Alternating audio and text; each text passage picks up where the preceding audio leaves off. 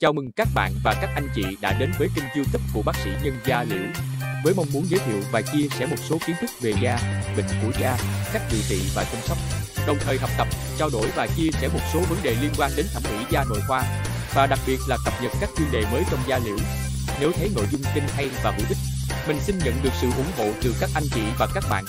Nào, giờ chúng ta sẽ đến với chủ đề hôm nay nhé. Chào các bạn. Phương pháp trẻ hóa da mặt là phương pháp tác động vào làn da bằng cách tự nhiên hoặc thẩm mỹ để phục hồi hoặc giảm bớt dấu hiệu lão hóa, khắc phục các khối cơ bị chùng nhão, chảy xệ, kéo căng các mô da, hạn chế nếp nhăn, từ đó giúp da lấy lại vẻ săn chắc, căng mịn và tươi trẻ. Đến với video hôm nay, mình xin giới thiệu đến các anh chị và các bạn các phương pháp trẻ hóa và định hình da mặt nằm trong chuỗi chuyên đề thẩm mỹ da nội khoa của mình. Giờ không để các anh chị chờ lâu, mình đến với chủ đề hôm nay nhé. Trough ligament, which extends all the way from bone to skin. This is defined as this portion of the infraorbital groove or sulcus, which extends to the mid-pupillary line. Lateral to this is a bilamellar structure which is called the orbicularis retaining ligament. This shows externally as the palpebromalar groove, and this retaining ligament has a dense attachment that also again extends from the bone to the skin, thus causing a visible depression. The tear trough ligament and the orbicularis retaining ligament are also consistent with the division between the orbital portion of the orbicularis and the palpebral portion of the orbicularis muscle. When injecting in these areas, when we are lateral out in the zygoma, we are injecting on a pre-periosteal plane. When we are injecting in the medial maxillary region in a space called the premaxillary space as defined by Mendelssohn, we are injecting deep to the orbicularis in the souffle layer or above the layer of the elevators of the upper lip. In the actual groove itself, which is the tear trough and the palpebromalar groove, we are injecting more in as deep a level as we can, but we are injecting right into or through that ligament, as we are not able to get above the ligament because the ligament extends all the way from bone to skin. This is where we must be most cautious with our treatment in order to avoid prolonged edema, overcorrection, or Tyndall effect where there is minimal skin coverage in this region. In order to treat the infraorbital hollow, we are going to address the structures that enhance or accentuate the hollow first. This includes elevation of the zygomatic or lateral portion of the cheek, as well as the medial portion of the cheek. By doing this, we are aiming to improve the support surrounding the tear trough and the orbicularis retaining ligament to minimize the depth of the fold, as well as to elevate and reduce the distance between the lid and the cheek. By doing this, we need less product, and hence we'll have an easier time of improving the actual groove itself with less risk of complication. It is important to have the patient understand that correction of the infraorbital hollow is typically treated to a correction factor of 70 to 90%, not 100%. This is in order to reduce the risk of post-treatment prolonged edema. Secondarily, we need to point out to the patients what aspects of the hollowing is able to be treated. The hollowing is secondary, obviously, to volume loss and descent of supporting structures. However, additional components that create further shadowing in the eyes include pigmentation, such as seen in this patient, as well as the venous distribution along the margin of the orbit, which also are not improved by hyaluronic acid treatment alone. Our treatment points consist of lateral injection sites along the zygoma in order to elevate the lateral cheek, and then an insertion point with a cannula that corresponds to a line drawn vertically dropped from the lateral canthus in an intersection with the alar groove. This allows us to access all the points of the orbital hollow and infraorbital rim. For this treatment, we are using the Bellotero line and starting with Bellotero volume. The first injection point is laterally. It roughly corresponds to the temporozygomatic suture line. and a bolus of approximately 0.1 to 0.3 cc's are injected in careful fashion. The injection depth is right at the level of periosteum, and our more anterior point is at the level of the malar eminence. Again, the needle is introduced right to the level of the periosteum, and a slow and deliberate injection is performed. In this case, 0.3 cc's are injected into the more anterior injection point on the cheek. A small amount of molding is performed. However, we would like the product to stay in a confined area to provide maximal lift rather than being flattened too aggressively. Next, we use an introducer needle, which is slightly larger gauge than our cannula itself. In this scenario, we're using a 25 gauge cannula. After the introducer is withdrawn, the cannula is gently inserted, and the treatment is initiated by improvement of the medial cheek compartment. This injection is deep to the orbicularis muscle. We'll show you where the cannula is located. And is located in this medial maxillary region. For this treatment, we are using bilateral balance, which is a soft product which will allow us to create the elevation and volume restoration we need without too much stiffness in a patient like this who is young and has good tissue quality. Approximately 0.2 to 0.5 cc's are typically used in this region. The product is gently molded upwards in order to try and create more support for the tear trough and the orbicularis retaining ligament from an inferior direction. Next, we are using Bellatero Soft to treat in a more superficial plane. We'll use the same introducer site and advance our cannula into the actual true tear trough itself.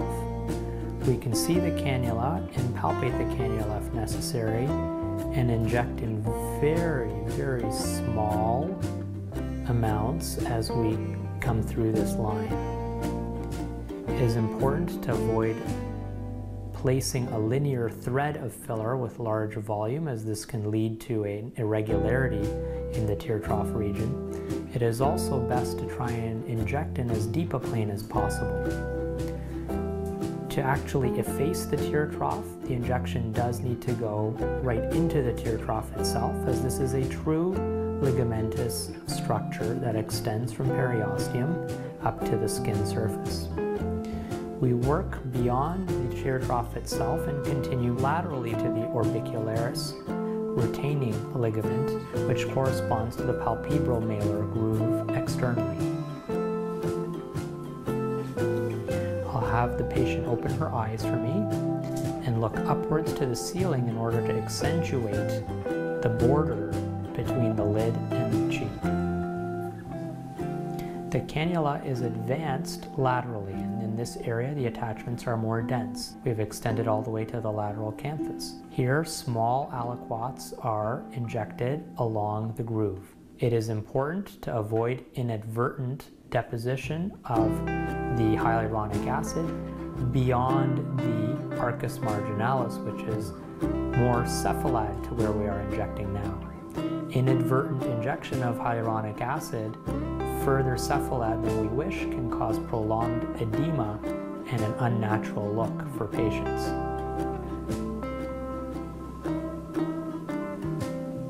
Our choice of hyaluronic acid in this area is a filler that has a low hygroscopic nature. This means we want a filler that has a low propensity to absorb and hold on to water. The most common complication following treatment of the tear troughs is prolonged edema or the appearance of a watery type of swelling in the lower lids. Next, following injection of the hyaluronic acid, careful massage is performed in this region. The goal is to provide a smooth distribution of the hyaluronic acid in the areas injected, and any palpable irregularities are easily massaged when using a low G' filler, such as Belotero Soft in this case.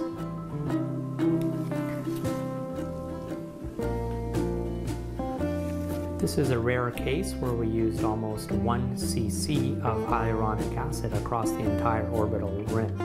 Typical patients usually require between 0.3 and 0.5 cc's per side.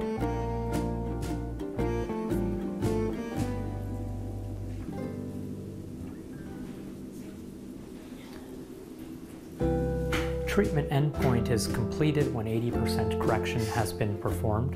In this case, we augmented the lateral midface and medial portion of the midface with a high G' and a medium G' filler.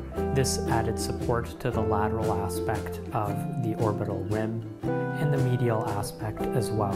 Following this, the residual tear trough and palpebromalar groove were treated with a cannula technique in a more superficial level. A very low hygroscopic natured filler, such as Belotero Soft in this case, were used to efface the actual groove itself right within the osteocutaneous ligaments. The treatment results in an elevated mid-cheek and lateral mid-cheek and a softening of the lid-cheek junction, which is both effaced as well as elevated. If the patient looks up to the ceiling with her eyes, we will see this much more prominently, as well as in a downward chin position. We can see a marked difference in the infraorbital hollow following effective treatment in a stepwise fashion.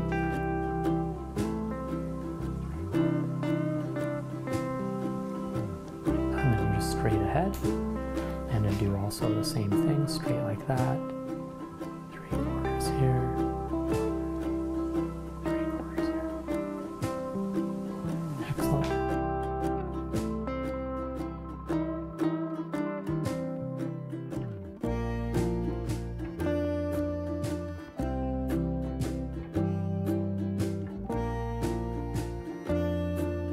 Infraorbital treatment was performed for this patient in 3 steps. It was treated by support laterally as well as of the medial midface. Following that, effacement of the tear trough and the palpebromalar groove with a low G' filler. The patient can look slightly down for us and eyes up to see a much smoother lid-cheek junction than pre-treatment. Following this treatment, patients are advised that the area may be slightly edematous for 1 or 2 days and icing is recommended. The patients are usually followed in 2 weeks' time to ensure that there is no residual edema present, or to see whether any further correction may be necessary.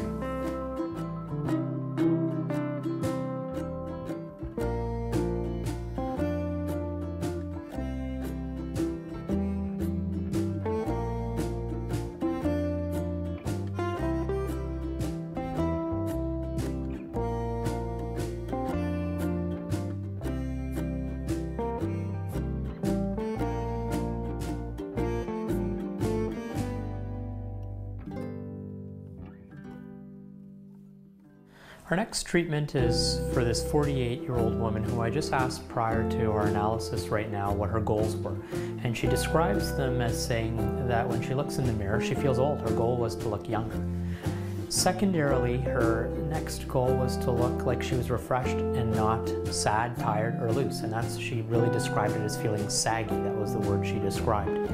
And I think that when we look at a face like this, the predominant type of physical attribute we see is laxity or looseness in multiple different areas, combined with volume loss or volume atrophy in multiple different areas of the face. The bone structure of the face, you can see, is wonderful. There's very good strength to the zygoma and to the mandible. But the soft tissue lacks both volume and also elasticity. When we want to treat a face like this, we need to address it in multiple different areas. Every face is a little bit different. We have to think about the things that will give us the best result, but also things that we want to avoid doing. In this woman's face, my goals for treatment are going to be to replenish volume to multiple areas, as well as, importantly, add support to the lower part of the face, which is generally one of the most difficult things for us to accomplish with injectable fillers. That's improving laxity in the lower face. The areas, when I asked this patient, I said, what do you see in the mirror? What areas stand out to you? And she pointed at two areas. One was right here. She said she hates this area. Along with that, she pointed to the nasolabial folds, and the second area that she brought to my attention was her periorbital or infraorbital regions. And I would agree that these are probably the best areas in this patient to try and aim for our improvement. To do this, we are going to do a stepwise treatment protocol. Our treatment usually starts in the mid-face. We can see for this 48-year-old woman that the zygoma, or the bizygomatic width, is actually quite wide and nice and strong. We do not want to accentuate that by creating too much extra width laterally, so we have to be cognizant of that. For her, her cheek apex is going to be centered more medially and anteriorly than another patient. Because we want to create more convexity on a frontal view, we want to create more slimming of the upper part of the face. For the lower part of the face, we are going to address that in a stepwise fashion by treating first the laxity laterally. If there is still residual laxity, which there likely will be centrally, we will treat that as a secondary phase. The hard part in communicating with a patient who is a new patient to you for injectable fillers is they will point out their areas of concern and oftentimes expect for these to be the areas treated during their visit. Not every patient will have the budget to tolerate a full face treatment in one stage. It's very important that we spend our time during consultation to explain the process that is leading to the folds and the excess laxity in these lower parts, which are laterally. Thus, if we are to create a stepwise treatment, it is always in our favor to do this first addressing it laterally, and then in a secondary stage addressing the actual areas that the patient sees. Without explaining this to the patient will not value your treatment plan and will not understand why other areas of the face are being treated in preference over the areas that they see. So let's go over a treatment plan from top to bottom for this patient. We're going to start in the brow area. In the brow area, the brow is a little bit strong and slightly masculine appearing due to the concavity that we see in the central portion of the forehead. In men, it is sometimes common to have a strong supraorbital ridge and thus a concavity in this area. In women, we like to see a smoother contour, and we can see this on side view with the depression of the central forehead. We will continue laterally by treating the temple. The goals of temporal restoration in this patient, beyond volumizing the temple, are really to try and give us more support of the lateral brow. The brow has a horizontal shape and is also associated with brow ptosis and dermatochalasis of the upper lids. By supporting the brow laterally, we will be able to create more of an open aperture to the eye. Next, looking at the infraorbital hollow, we wish to improve this first by addressing the zygomatic region by creating a little bit of elevation laterally, but most importantly centrally in the midface and the premaxillary region where we see volume loss and insufficient support of the orbital rim. The tear trough and the palpebromalar groove are accentuated by the soft tissue ptosis in the midface. By elevating and volumizing the midface both laterally and medially, we hope to efface this crescent underneath the eyes, as well as elevating or reducing the length of the lid-cheek junction by an upwards support. As we continue inferiorly, especially along the cheek, one of the most important areas, and for this patient, the area that's going to be the most costly in her treatment plan, is the submalar area. That includes both the buccal region as well as the preauricular region or submalar region.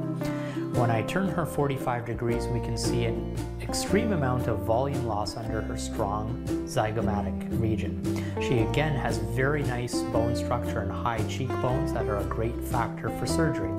But in a non-surgical setting, they are creating a very deep shadow as well as lack of support of her cheek complex, leading to deepening of the labiomandibular and nasolabial folds. By adding volume to this area, we will be able to support the skin better and improve the laxity. But this is going to take a large amount of product due to the depth and extent of the hollowing. Finally, we will address the perioral and chin complex. We can see some hypertonic reaction of our chin with the dimpling even at rest. By adding volume first and support, we will not only help our jawline, but will help relax the chin. We will treat the groove between the lip and the chin to soften the posture of the mouth, and then we will treat the lip complex itself to add some volume without overcorrection in somebody who does not want their lips to be the first feature to be noticed on their face. So our treatment will commence with treatment of the brow, which includes much of the central portion of the forehead. We aim to create a convexity rather than a concavity in this region. When treating brows, this is one of the most important areas for us to understand the anatomy of the vasculature. This is because the arterial supply to the brow is in direct communication with the ophthalmic artery through the internal carotid system.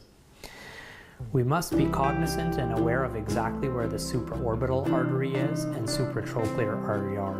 These typically originate at the medial aspect of the eyebrow along the medial aspect of the bony orbital rim, as well as at the junction of the medial third and lateral 2/3 of the orbital rim, which tends to be usually a palpable landmark that we can feel in most patients. The importance of these vessels is not only their location as they exit their foramen or their notch, but also the depth that they are traveling at. As they exit the bone, they are of course deep and penetrate through the periosteum and then through the corrugator muscle, extending more superficially as they come superiorly. High in the forehead, they are completely subcutaneous vessels above the plane of the galea and the frontalis muscle.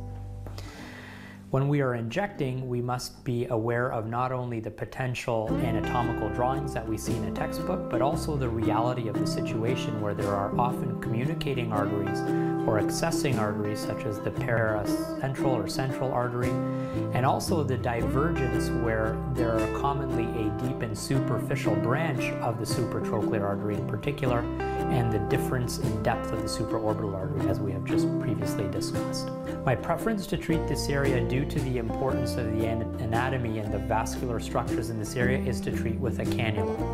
If needle is to be performed, the needle treatment should be performed at a distance of at least 1.5 to 2 centimeters above the brow. This is to avoid the deep portion of the artery and to treat right on a supraperiosteal level in order to avoid and be as far below the artery as possible. With a cannula, we are also trying to inject in this preperiosteal plane below the galea, which is a fairly fluid, loose areolar plane for our cannula to glide. Our entrance point should be lateral to the supraorbital artery on each side. We will be using a 25 gauge cannula with a length of 1.5 inches, with an entrance point that is above, approximately 2 centimeters above the eyebrow. The depth of the injection is right on periosteum, deep to the galea and frontalis muscles.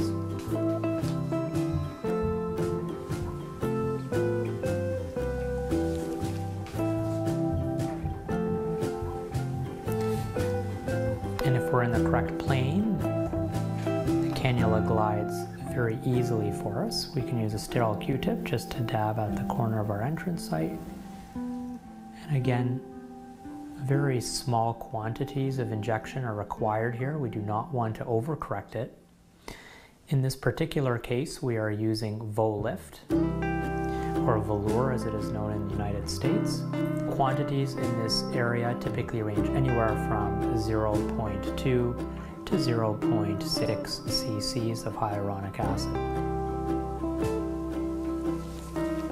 This is an area where massage is very important. It's one of the areas where irregularities temporarily exist for patients after treatment.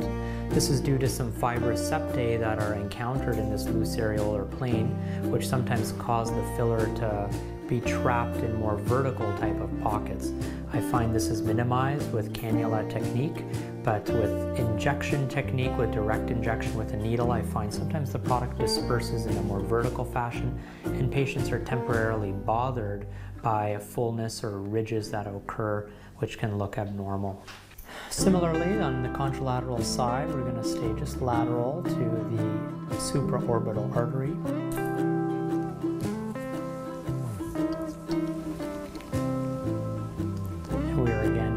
Case using Volift, we want a product that's moldable, soft, and easily spreadable. And we are using small amounts. We used 0.4 cc's on the other side, and we'll use a similar amount on this side.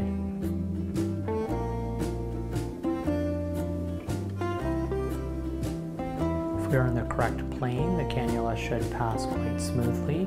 Most of our correction should be in the central portion of the concavity rather than the lateral portion, to create a convexity not only in a craniocaudal direction but also laterally.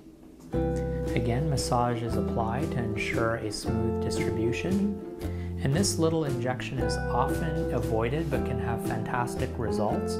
It can be particularly helpful for a patient who has hyperdynamic lines of the frontalis muscle from constantly elevating their forehead. We know that by treatment with neuromodulator, this can often exacerbate a heaviness of the brows, and thus a treatment with a hyaluronic acid can help us to achieve support, diminish the lines, and improve the area around the eyes without using neuromodulator. Our next treatment is going to be for the temple area. Our goals here are not only volume restoration of the temple to reduce concavity, but to elevate the brow. We want as much support as we can to try and reduce the amount of dermatochalasis of the upper lids and heaviness of the infrabrow region. To treat the temple, we have several different options in terms of technique. One is to use a cannula and fan that in a superficial plane. This is generally in the level above the deep temporal fascia, in the superficial temporal plane or the loose areolar plane just within it or above it. The most important structure that we need to be cognizant of when treating the temporal area is a superficial temporal artery, and specifically the frontal branch of it. This is approximately 1.5 centimeters to 2 centimeters above the brow and starts around the level of the tragus and courses in an anterior direction. The importance of this artery is that it also has communication with the supratrochlear artery and thus has communication with the ophthalmic system, where we want to avoid any intravascular injection, of course. A superficial injection, if done with a cannula, may be safe in that area, but a deep injection tends to be favorable. When we are injecting deeply in the temporal area, there are a few landmarks that we need to use. We want our product to give us maximal lift and maximum aesthetic improvement without using a lot of product. In order to do this, we want to limit the amount of filler that is necessary. The temporal area is a large void, and thus, if the product disperses inferiorly, a large amount of hyaluronic acid would be necessary. We will mark a point. I'll have you bite down for a second and relax, and when the patient bites, I'll turn you 3/4 this way. Bite one more time for me. We can see the extent of the temporal fusion line or superior temporal line. We also know where the orbital rim is. We can see and palpate that. Our injection point tends to be approximately 1 centimeter above the orbital rim and 1 centimeter inferior to the superior temporal line or temporal fusion line, right down on periosteum. This location is chosen so that we can maximize the effectiveness of the lift around the area of the brow, but also to minimize injury to the deep temporal vessels which are emanating from the internal maxillary artery. This area is generally characterized by a lot of superficial veins, and thus when injecting we try our best to avoid them. Injection in the temporal area is performed by a direct injection point straight down onto periosteum. At this level we should be able to feel the periosteum as our needle tip is abutting it. The injection is a slow, deliberate injection, while our contralateral hand prevents migration of the filler laterally and inferiorly.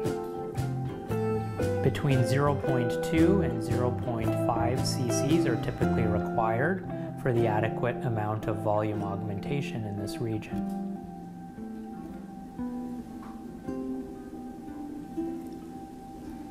In this case, we've used 0.35 cc's.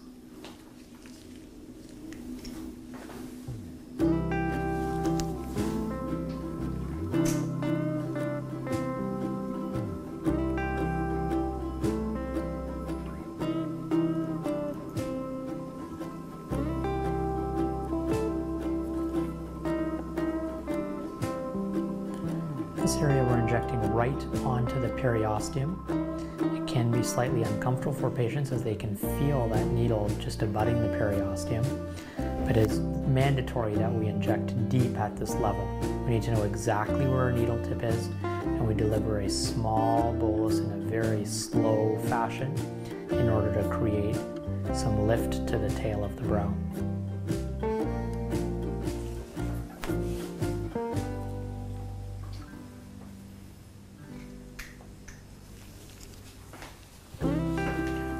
Next, as we carry on to the mid-face, I'm going to mark the junction. I'm actually going to have you tilt down just a bit and look up with your eyes for me. We can see the tear trough and the palpebromalar groove here that we're going to try and improve.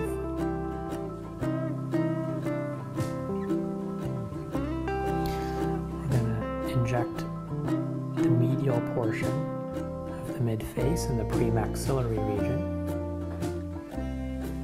And we're going to inject along the zygoma without trying to create too much more width to the zygoma. We'll put a very small amount along the temporozygomatic suture line. Our next point, which is critical in this patient, is to find a point where the anterior cheek needs its most elevation. For this patient, this is going to be slightly more anterior than the average patient. The malar eminence is felt here, but in order to avoid too much width in this region, we will be picking a point more anterior to that for the bulk of our volume restoration. Our first injection point is the lateral zygomatic region. This is going to be right on periosteum, a slow injection, and a small injection of about 0.1 cc's.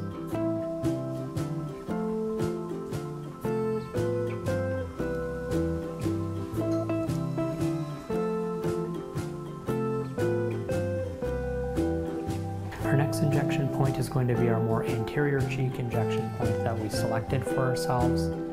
Here we will deposit approximately 0.25 cc's, again right on periosteum.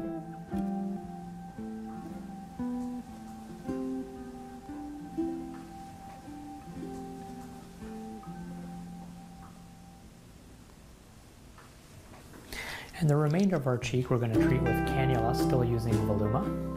The typical access point that we use to fill the medial portion of the cheek, as well as the infraorbital region, extends from a line drawn from the lateral canthus, intersecting a line that's parallel to the alar groove.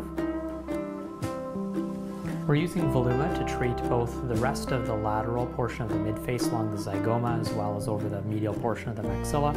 An entrance point has been chosen that will allow us to get access from both of these areas with a 25 gauge cannula. The depth of injection is deep underneath the orbicularis muscle.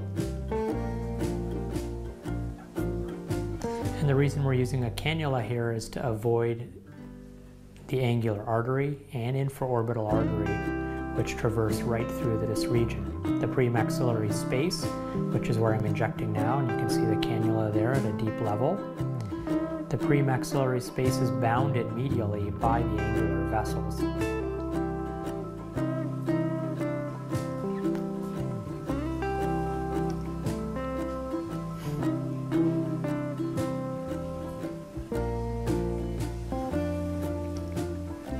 We've used 0.25 cc's in this area.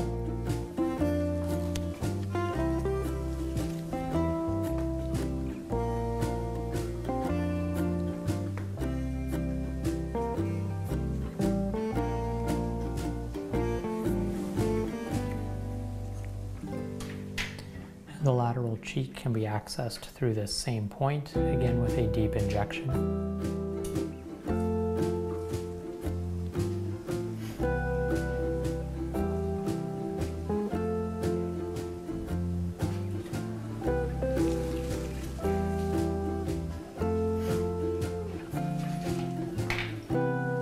Next we'll be treating the infraorbital hollow with a less hygroscopic filler, in this case Volbella. Our goal is to efface the tear trough that we can see here, which is secondary to our true tear trough ligament, which extends from the bone to the skin. And we will treat that laterally as well in the area that is bounded by the orbicularis retaining ligament. This constitutes the lateral 2/3 of the orbital rim. And our cannula is in a plane that's as deep as possible in order to obtain maximum coverage for the hyaluronic acid. In this area, we want to avoid too superficial an injection if possible in order to prevent edema, as well as to prevent Tyndall effect of the filler showing through thin skin. It is important to have an end goal of 70 to 90% correction rather than 100% correction in order to avoid persistent post-treatment edema. Can you look up with your eyes for me?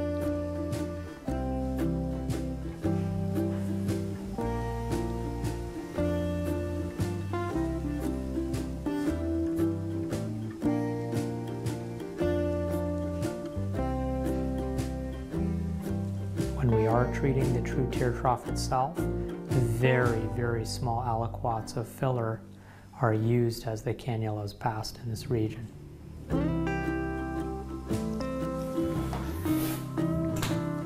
Ultrasound gel is used to blend the hyaluronic acid as best as possible and create a smooth transition in the areas treated. Any slight fullness or palpable irregularity is usually easily molded when using a low G' filler in this region.